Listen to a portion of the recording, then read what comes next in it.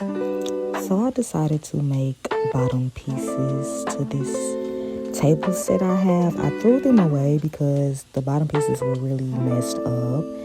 And I just wanted something new and to tap back into my creative side. So why not? And I really love glass tables. So let's get into it. This is the box that I'm going to be using.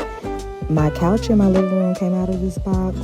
And it was pretty big and I did not want to throw it away, so why not put it to use, right? And this is the couch that I bought off of TikTok that came out the box. Now this part of the box, I seen that there was a easier way to go ahead and just rip it apart instead of cutting it down. And so that's what I decided to do just to make the process easier.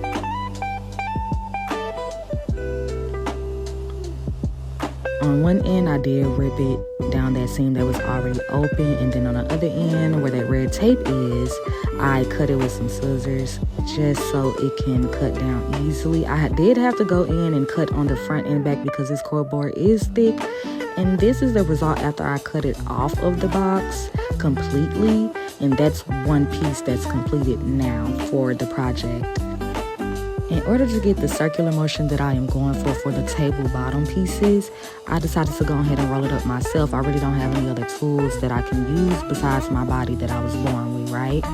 And so this is the result of it. That is just to give it the circular motion that I would like. It's not going to stay like that, obviously. And I'm going to tape it up, but this is just me rolling it, giving it the creases that it needs, and just making sure that I am satisfied with the results.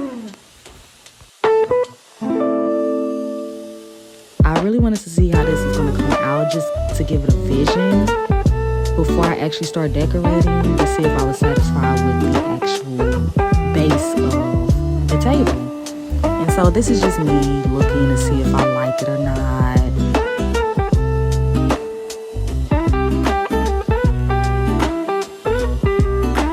At first I was going to decide to try to rip those stickers off that's on the box, but I quickly learned that that was not going to happen because this was all I needed to see.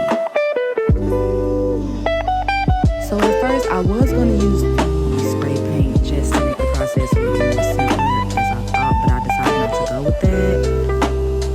And then I ended up using the hot glue gun and the stapler gun just to bring it together until I had decided to use tape as well for the outer layer. And then this is me just going back to the box so we can cut more pieces out. I'm deciding to use the side pieces on each of the box for the shorter pieces of table, if that makes sense.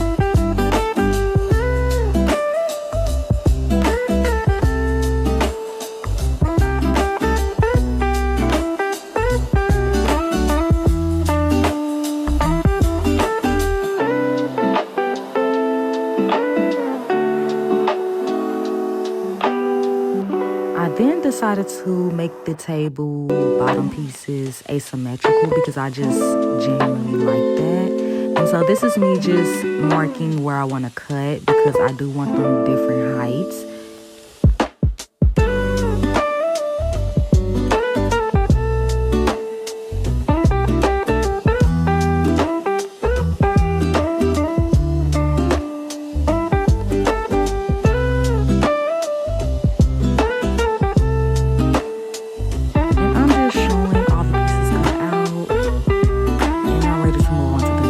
That's the piece that I tried in the beginning just to see how it would come out when I made it into a circular motion. Then I decided to go ahead and take those two pieces I just cut out for the asymmetrical effect and roll them up as well as I did the first one. I don't honestly know why this is upside down, but you get the picture. I wanted to see how it would all look when it came together for the asymmetrical effect. I wanted them to all be different heights. And I really did enjoy and like the fact that it was different. I'm making it. Why not go ahead and go big or go home? So yes, and then in the background, that is my projector on the wall. I do not have the actual screen right now. So if you have any links that you can send me or any advice, you can do that in the comments. Now this is just me bringing it into my art room I just wanted to, oh, and I had actually added the tape at the outside so you can see the shininess. And just looking at the actual height difference of all of them to see if I was satisfied with them as well.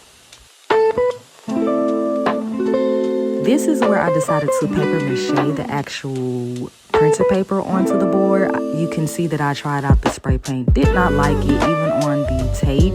So that's when I went with paper mache printer paper, Mod Podge and some water to wet the paper and make it easier to mold onto the actual core board. And you can see the difference in how it reacted to the tape as well on the outside. That's the Mod Podge. I added some more glue and water and then a couple of water with my brushes in there just to make it a little more easier to mold onto that core board. This is how it's looking once I got one section done, and now I'm going to move on to the next section. And don't worry about those stickers. They did not show up as much as they are showing up right now once it dried. And this is just moving on to the next section of the base of the table.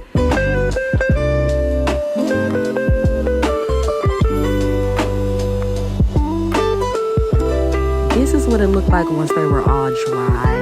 I did not show the third piece because it's obviously self-explanatory what it would look like.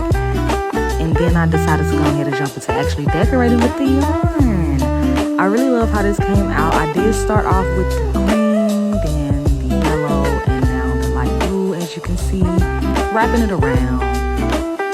And I decided to go ahead and add this green because I do want my living room to be very colorful. I do not want to feel like I am just limiting myself. So right here, I had to make a makeshift spinner because my arms were getting tired, as you can see in the last clip, that it was on the floor and I was picking it up and twisting it. And so I decided to make this and lay it on there and decide to twist it that way, which made it easier. I wasn't putting too much strain on one arm while trying to wrap it with another. And this is just me adding the red as well on because I did want red in there. I couldn't find any orange yarn at Dollar Tree. I really couldn't. I went to my typical Dollar Trees and just could not find it. And then now I'm going to add the blue on. I really did like the way that red added that pop of color to everything because it just seemed so cool, calm, and collected in my opinion. That red really made it pop. And then this is just me showing you how I use the makeshift twister. Even though my arm did get tired a little bit, it wasn't as bad as actually having to pick up a thick piece of cardboard and swirling it around while it's on the floor. And I don't have anything to actually twirl it but my own arms. And I'm just moving it back a little bit just so you can see how that turned out with the makeshift spinner. Now my arm did get tired like I said, but it wasn't as bad because I had something helping me hold it up as well. Also, just to add, I went back in and fixed those pieces on the inner part of the cardboard with wire because I did not like how that was just coming apart because I did wrap the yarn a little bit too hard. But you know, learn a lesson, learn a lesson.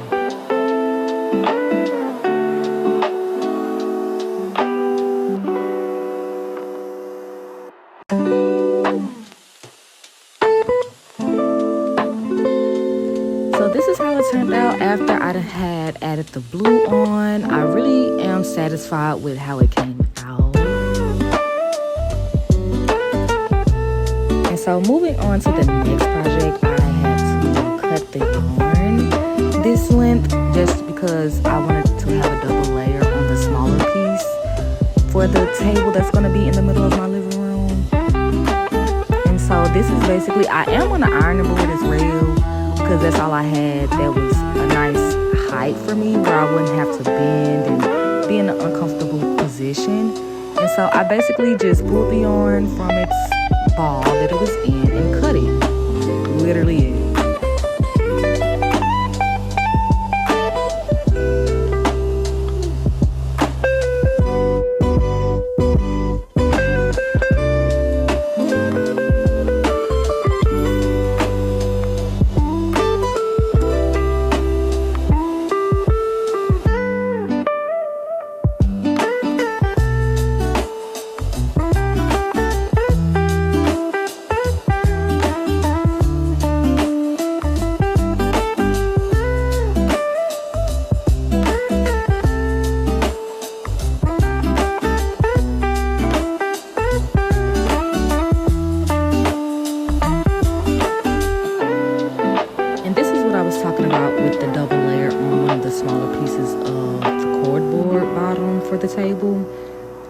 I could have made them all long and just covered it up all the way to the bottom, but I really wanted a double layer. Don't know why, just did it, and so be it.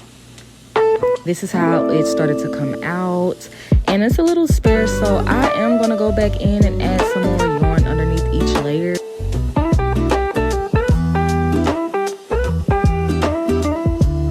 I decided to go back in as well and add some white yarn, just because the way that the colors met up, I don't know why I decided to make them that thick, but if I was not going to add that white, it's going to be another yellow with the pattern that I would have on there, and I did not like it. Now, this is where I decided to go to that middle piece, the second largest one, and add the fabric that I showed you earlier, and I did want this to be a little more sparse as well, so it's like a mixture of the bigger piece for the bottom table, and then it's going to be a mixture of the smaller piece as well. You will see that in the end. This is the fabric. I decided to cut out the border for the big piece. After I wrapped, I wanted the ends to be included with the green. I did do that for the top and bottom, but right here obviously I'm just showing you the bottom. And this is the end result. Again, I am going to go back in and add some more yarn to the one that is vertically hanging, and then that second largest piece, again, I made it more sparse than the first one and had them hanging as well. This is the end result. However, I do want to go back in and change a couple of things, just because that's just my preference, and this is something that I created and I can do that.